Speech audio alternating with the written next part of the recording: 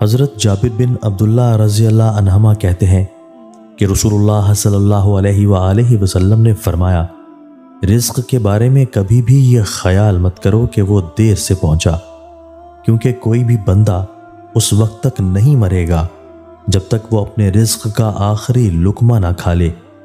اس لیے مانگنے میں اچھا طریقہ اختیار کرو، حلال لو، حرام چھوڑ دو۔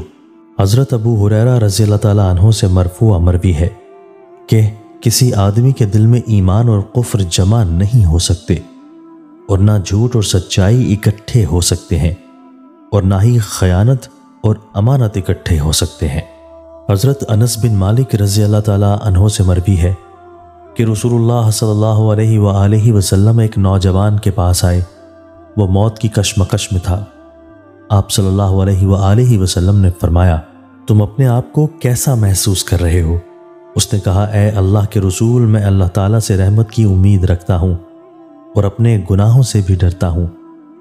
رسول اللہ صلی اللہ علیہ وآلہ وسلم نے فرمایا، ایسے وقت میں یعنی موت کے وقت کسی بندے کے دل میں جب خوف اور امید جمع ہو جائیں تو اللہ تعالیٰ اسے وہ چیز دے دیتا ہے جس کی امید رکھتا ہے، اور اس چیز سے بے خوف کر دیتا ہے جس سے ڈرتا ہے۔